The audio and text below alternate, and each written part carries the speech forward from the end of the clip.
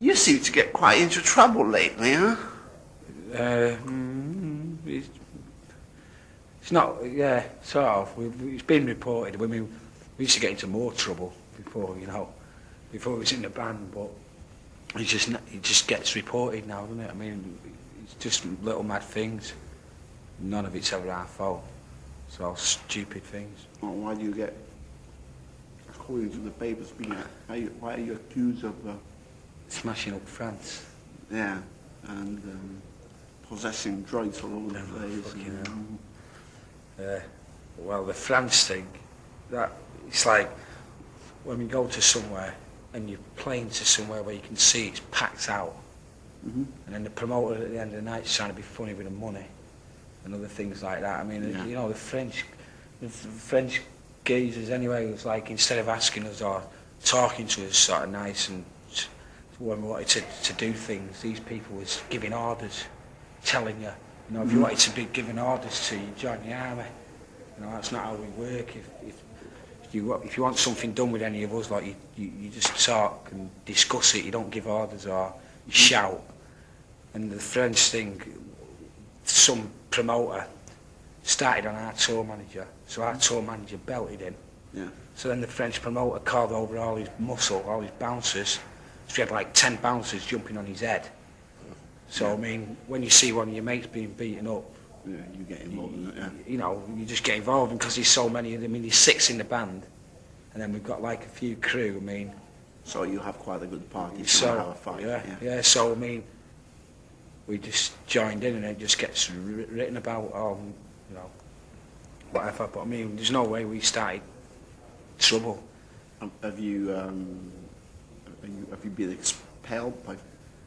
We was at first. France, or? I mean, they didn't want us back, and they were saying you'll never work in France, and such promoters won't work with you and won't touch you. But I mean, since it's happened, we've been offered untold gigs in France again. They want us to go back there touring. I mean, it's stupid really. It's just because it was just like an individual person, wasn't it? He fucked it up. Because I heard that there's some members of the band have been in jail recently. Yeah, well, I got nicked. Bez got charged. I mean, he did well, Bez. He got busted last year, and he had something like 12, 15 ecstasy pills on him, and he had one small bit of cannabis. So we had a good brief, good solicitor, and he dropped the E, and then fined him £700 for having a small bit of cannabis. Yeah. So, at least he dropped the Class A charges thing. And then with me going to Jersey, I was going over to Jersey to see Carl Denver to do some interviews for the magazine and to meet him. And in the bottom of my bag, there was an empty bag. I mean, to me it was empty. It was an empty bag of coke. Yeah. Like that had coke in it, and there was nothing in it for us, and the customs found it. Analysed it, said it was coke. Then they took my blood and said there was coke in my blood and everything, trying to make out that, this was an amount to smuggle. I'm saying, don't be stupid. I mean, the equivalent of what they got me with was the equivalent of 4 grains of salt. Yeah. Right? And they're charging me with importation, smuggling. And in Jersey, you're looking at, because it's not concerned about the quantity, they're concerned about whether it's got a Class A on it. Yeah. I mean, and it's like in Jersey, it's weird. I mean, if you get caught with one spliff, it's £300 fine. If you get caught again with another spliff, you get 3 months in prison. So, I mean, for having like even 4 grains of cocaine, which are no good to anyone, they're trying to give me, they refused me bail. The only reason I got out on bail is because I was doing a benefit gig for the Hillsborough disaster. All right. Yeah. Right, so they let me out. And they're still trying to, they still want to lock me up over there for that. Just because Jersey's a weird place. I mean, they don't like young people on the island anyway. Yeah. And it's a tax-free place, I mean, no tax on anything. They want to keep it like for, they don't really want anyone young there. I know, it's a weird place. Yeah. Who's Carl Denver?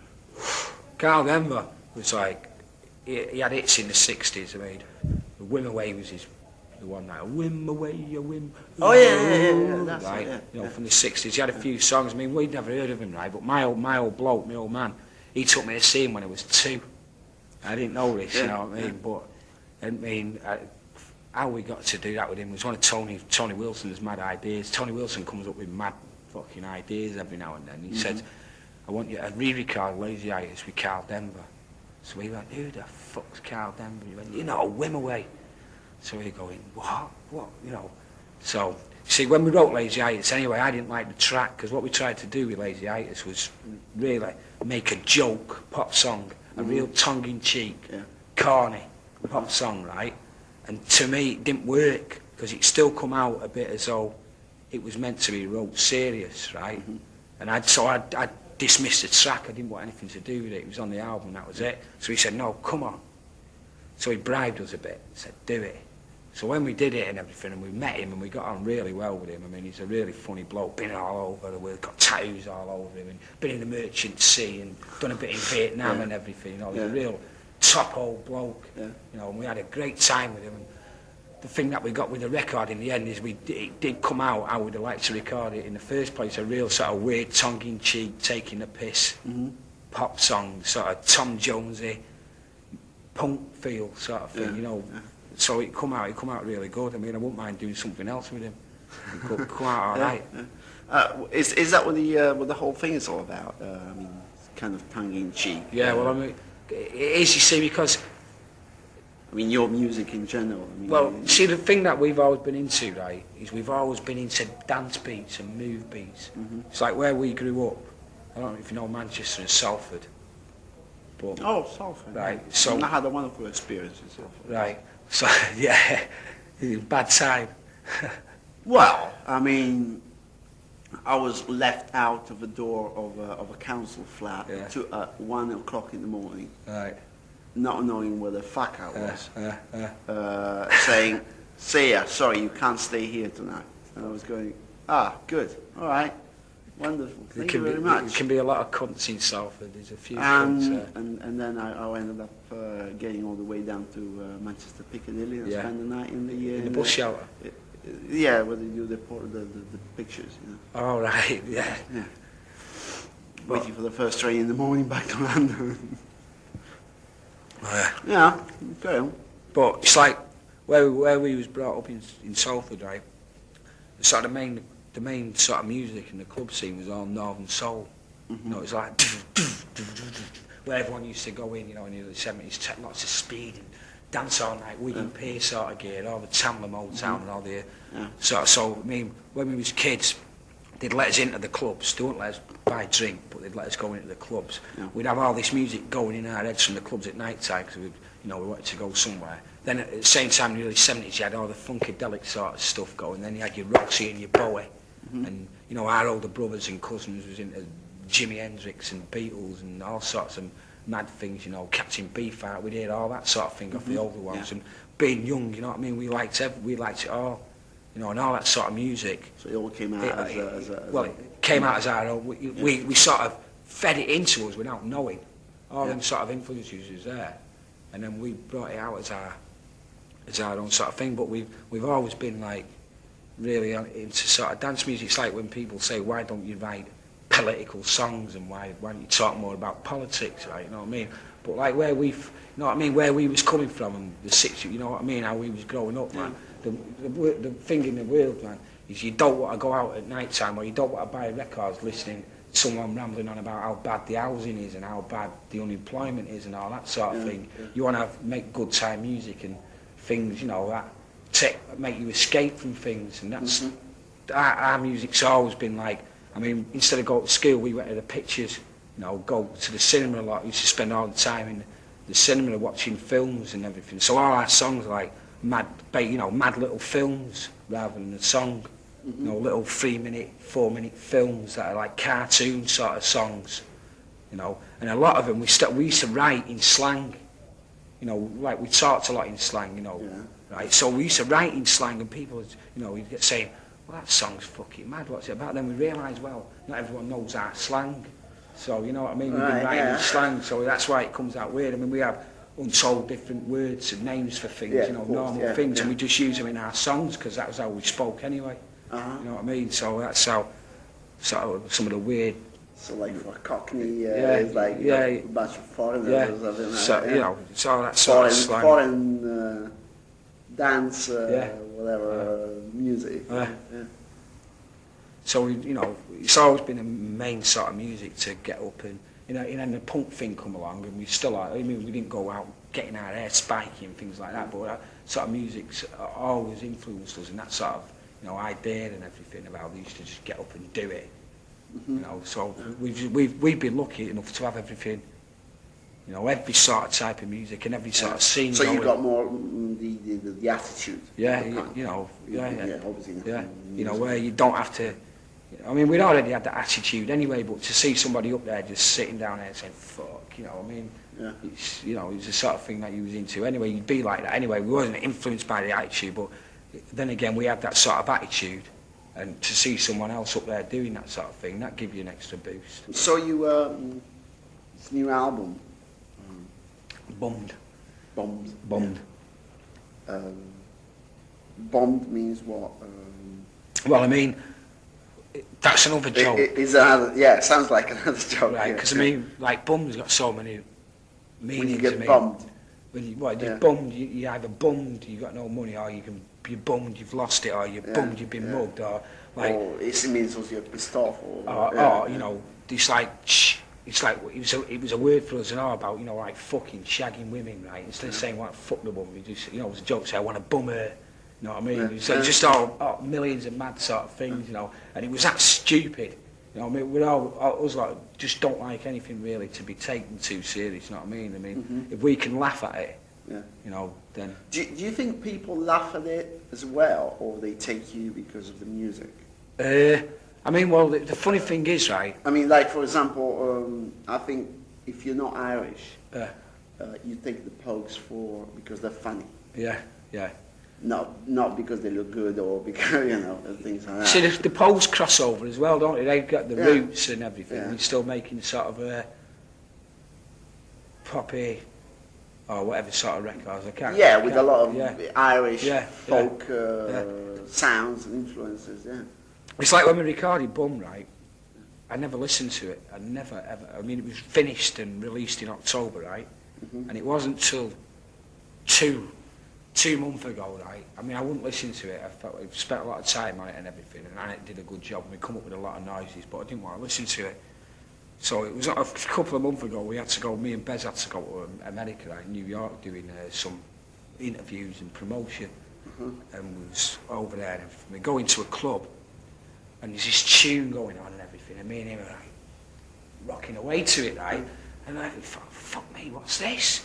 And then it was us, and then he played another track, right? So we're going, fucking hell, it's a good beat on this. It is good, isn't it? There's some good noises in it and all that lot, right?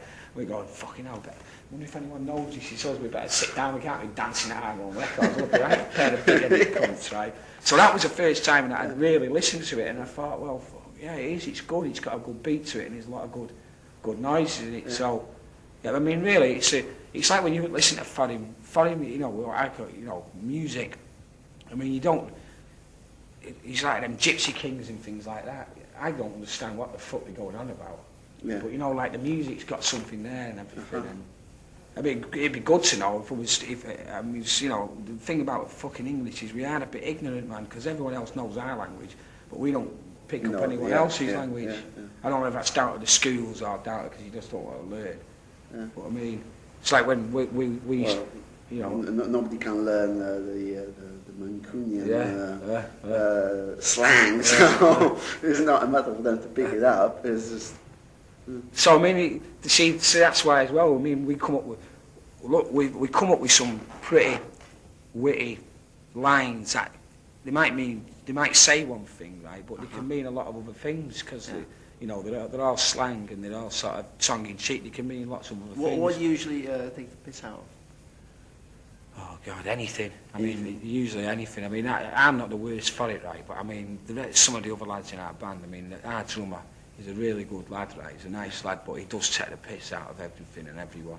But we've got a lot of ideas off him, you know, because he's got a really sharp sense of humour. The thing is about the other members of the band and all, is they've all really got good senses of humour and they're all pretty aware of everything that's going on, right? But they won't write. They won't write anything. because they just but so you get ideas off them for what they say. I mean, they'll just play the music. I mean, they can sing as well, and they won't sing. You know what I mean? They just, I mean, we've had them doing backing vocals, and they've done it, and it sounds good. But I mean, they should get into writing, and they should get into singing a bit more. Maybe when they feel more relaxed in what they're doing now, you know what I mean? They'll start doing it. But they've all got really good ideas, and that's where, I mean, even though I'm supposed to write the songs, I get loads of my ideas off all the other lads in our band. You know what I mean? They'll be saying a lot of things, and I'll just get a sentence off them, and then we'll just play about with it and come up with all sorts of mad things. So how do you get this across on a live show? I mean, does it? Well, the thing about our live show, you're simply active on the live front. Well, we are. I mean, we all sort of like to. See, the thing about us, right? When we first started being in a band, right, and we first started getting gigs where we had to travel, you know, across the country and things like that, which we didn't give a fuck about anyone else except us. I mean, and playing the gig at the end of the night was only a small part. As far as we was concerned, we was getting out of Manchester. We was doing something like that we only wanted to do for ourselves anyway. I mean, we was pretty content, right, about just sat in our room, you know, getting a flat somewhere in Salford, right, getting stoned and making music, and then we'd get into a bit further, and when we started getting gigs, someone would say, well, you know, someone would take interest, some sort of manager type person who'd heard you, or you know what I mean, and he'd sort of like, and he'd get your gig. I mean, we was just glad that we was getting out of Manchester or Salford, travelling somewhere, so we'd have a full day bevying and smoking, and then bad time, the gig at night time come, we didn't really, you know, no one knew us, we was just playing a gig. I mean, we'd go on stage, and we didn't really, we thought, well, you know, we're not playing for anyone else, we're just doing it for us now. And we'd go up on stage and have a sort of party atmosphere, because we were all really good mates. I mean, we've all been mates since we was like that big, 5, 6 years old. I mean, it's like being married.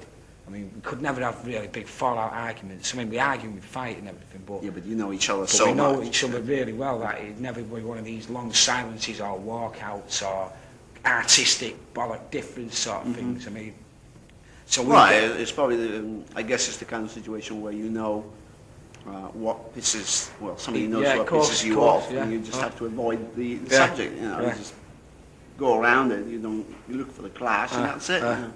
So I mean, you know, obviously there can't be that big difference. There's not. I mean, we're all. I mean, it's like because we've all grown up together and all gone around together so long. I mean, we never argue about music. With us, like we never have sort of them arguments where we should be doing this or we should. I mean, it's lucky that we all still like it. I mean, you know, I mean, we all even dress the same, look the same, and have done for years, sort of thing. You know, I mean.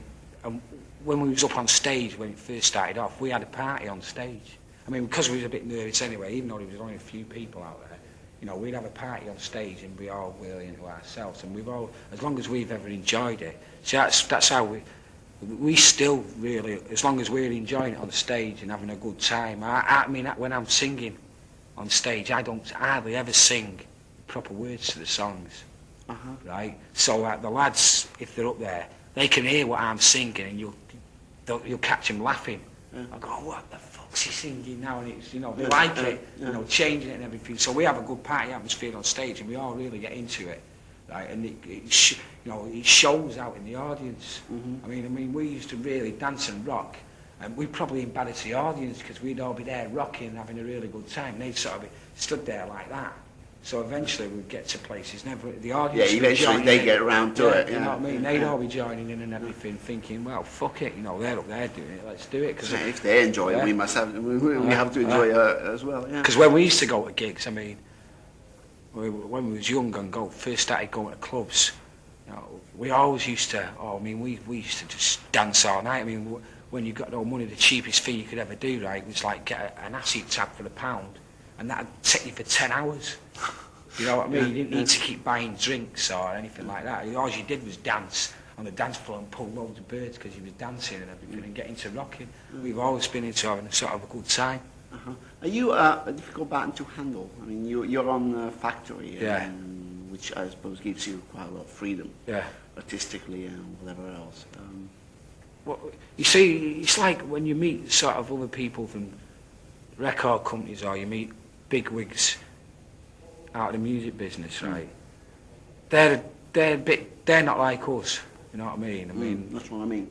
And I mean, when they come over and they say something to you or they do something, and it's if the chemistry's there. I mean, we've met sort of a lot of people, like the people who run Elektra Records in America. I think he's called Kresnoff. He's this old geezer, right? He's a really big fucking man in Elektra, right? Now he's like about 50 years old, right? This geezer, but this geezer, like in the 60s, he'd signed the Doors, he'd done acid, he'd done everything. You know what I mean? He was a really wild bloke, right? Yeah. And we got on with him like that. I mean, we really got on with him. It's just, there's a lot of pretentious, pompous people, isn't there? And then others, I mean, it's like Factory are great with us. I mean, apart from New Order, they've really never done anything for any other band. They've had a few good bands on it, right? Yeah, well, you know, bands they never did anything. I mean, they never did much for a certain ratio. No, and then Stockholm Monsters, and you know, they never really did anything. It's one of those bands that have been around for ages, and they never got anywhere. Yeah. They're signed to A&M now. Yeah, that's right. Yeah. You know, I mean, so when we first got with Factory, anyway, I mean, we didn't even expect a record coming out. Well, we was just lucky. We was lucky that we used to buy clothes off this geezer who had a shop in Manchester. Right, he owned a shop in Manchester where we'd go in and he'd say, "All right, lads, what sort of styles do you want? You know, what sort of gear do you want?" And because we was young and wanted all smart gear, he'd sort of bring him into the shop. So he was like in his late 30s, and he'd talk to us and we'd like skin up and give him sort. We'd talk about music and all that. Like, he'd say, "Well, you know, I used to be this, I used to do this in the 60s, I was into this, and my mate's New Order's manager, right? And he liked us, and he just rung up Rob Gretton one day and said, 'Oh, I've got some lads here, really good lads, I like them and everything. They're in a band and all that, I want you to do something for them.' So he said, 'All right, Phil, as a favour for you, we'll put them on at the Hacienda one night.' Right, so we played at the Hacienda, right? Sonny Wilson turned up, Rob was there, right, because they all knew each other, and it was just because we knew him. They thought, well, there's something there, you know what I mean? And then they give us a chance, they said, 'All right, we make a record.' You know, and we thought, well, fuck it, yeah. And then all people are saying, you know, and we start to talk to other people, Factory this, Factory don't promote. And we think, well, fuck what? No other country's interested in us, you know what I mean? Nobody, you know. So and they're saying, well, all you do is release your records, but we never asked for anything. We never expected that. It seems to me like, you know, you're quite, you know, because of the problems you had and, you know, the fights and this and that and sort of people. It seems to me like big record companies might be a bit, you know, I'm sorry, we don't want to dust that lot, you know. Yeah. But, you know, being on an independent like Factory could be really good because you know, they could let you do whatever you want. You get big, you know. And when you're big, nobody can touch you. Yeah, that's right. You know. I mean, we're never going to have a record. Even a record company, you know, takes you up and says, okay, fine, you know, then they let you do whatever you want. Yeah, of course, that's right. You know, if you're not big enough, you know, if you're still an investment that they don't know how it's going to end up. Of course. You know, they try to clamp you down, you know. Well, that's what we thought, you know, I mean, even though we didn't really know. America's different attitude, but in England. I mean, even though we didn't know anything when we first started about the music business, we still sort of knew the sort of thing that if you got signed by a label, they'd do something for you and they wouldn't, like, let the band grow. I mean, when we first made our first records, we knew no way that records really it was like making our mistakes in front of everyone else. And we knew no way that they'd be, you know, there was something there, right, but we was lacking something. We knew we had the ideas in our head, but we couldn't get them out into our instruments or get them out into what we wanted to do, you know what I mean? So we never really wanted to rush anything, anything like that. In fact, Tony got on really well with us. He did a lot of things for us. I mean, he's really fucking out. He got us out of trouble. He's fucking sorted debts out, you know, when we'd given nothing. You know, when we'd done nothing, he sorted a lot of things out for us. And they've been really top with us and helped us and everything. So, I mean, we never expected anything in the first place. But it's like, you know, we never think like we're going to one day release a record and it's going to jump in straight at number 10. I mean, because, you know, something like that in the charts. I mean, we've always thought that we'll get our support and everything just by going around doing gigs and things like that, and you know, and then release the album and people will buy the album and things like that. We've never really expected anything more than that. It's easier now because now you don't have to do anything else. You know, we can just concentrate full time on the music because we can pay ourselves a little wage and everything enough to get by on. Yeah. you know, and that's fucking lot easier than it was a few years ago, when the music was just something at the end of the day that you did to relax, because you was out all day trying to fucking hustle money from somewhere else, you know what I mean? Trying to survive. And trying to live. Yeah. Gives you that the incentive, the aggression to do something, to get out. I mean, I think a lot of the English bands have that a lot more than American bands. Well, American bands, a lot of kids are just middle class. yeah, of course. You know, they got their parents at home, but they want to do their own thing. Right, okay, fine, but they can always fall back on that. If they fuck up, they can always go back somehow. It's a little okay. There are obviously exceptions, but in general, that's different. The more English bands are, especially from out of London, they seem to be a lot more, starving, a lot more hungry for I wouldn't say success, but to get out of the situation where you see, we didn't pick our instruments up because we wanted to be famous or anything like that. We did it because, when you get to about 14, you have your first joint and all that. You want to pick up and you want to mess about and make because there's nothing else to do. I know it sounds corny and everything, and not this and I know. You've got to do something, and if there's a few of you there and you can get a guitar or you can get something. Wrecked and everything. You like your music, play along with it and all this. We just did it because we, not because we wanted to be famous. There was nothing else to do. We enjoyed doing it. It was just like a little breather at the end of the day. Relax, escape sort of thing. Yeah. So that's what you try to get across to people as well. Escape from whatever. Yeah, I mean, we've never, we write our songs. We try and write them like Batman and things like that. Pure escape sort of things. Yeah. Things that you can with a little bit of different emphasis from what Prince does. Yeah. Why am I doing interviews now for promotion when the album's been out for so long? I don't know. Well, you see, the thing is, right? I mean, are you hitting Europe in a big way now? Well, we've done well in Germany, and we're sort of getting about a bit now. But what Factory didn't have, Factory would release your records, and it'd say it's gone to Germany, it's gone to Europe, and then they'd just leave it at that. Yeah. Right? You'd never get anyone on the case, right? So now, our manager and everything's got those two downstairs, and got them. You see, all this if we'd have had them in the first place, all this could have been done last October, because Factory, they'll just release it, and that's, abroad. They concentrate on England, building us up in England and things like that. But as far as anywhere else was concerned, they'd release the records, and that was it. I mean, it's only because we've got the girls now that we're doing this sort of thing now. Don't you think it's do you think it's late to promote an album that has been out for 8 months or something? I mean, are you already looking forward, we've got ahead to the next one? We've got 8 new tracks rolling, for the new album sort of thing. I mean, I can't understand how people say what we do is hard, man, because it's not hard, you know what I mean? I mean, we write songs. It's like we've been writing, we've been touring, right, as well, since well before last October, really. Just been pure touring. So we've been going into our rehearsal studios, right, saying, right, we're getting up 1, we'll stay there till about 8:30 and write, try and get it done. So it's just been good, because we've been going in, getting at 1, and by 1:45 we wrote a new song. And then we thought, right, let's fuck off to the pub. Let's go and celebrate our new song and take it easy. Then the next day, we'd go in, nothing had come, but we weren't bothered about it. Just smoked, listened to some music, and then just before we were about to leave, something else would pop up. We've been writing songs in 5 minutes, and you can write them in 5 minutes, get a basic idea, then work on them later, and make them better. So they've all been coming pretty. The best songs that we've ever done have all been wrote really fast. So that's the sparks of ideas that come out here and there. So, it's no good for us just to sit down and write. It's just, when we're all in a good frame of mind and we're all relaxed and everything, it seems to come out really pretty good. Are you going to be more careful in the future? What with? With, trying not to get busted or anything like that. Yeah, I mean, I'm on bail now. With that jersey thing. Yeah, you see, it's pretty mad, because I mean, it's like we do less now, drugs and things like that, than what we ever did when we was kids.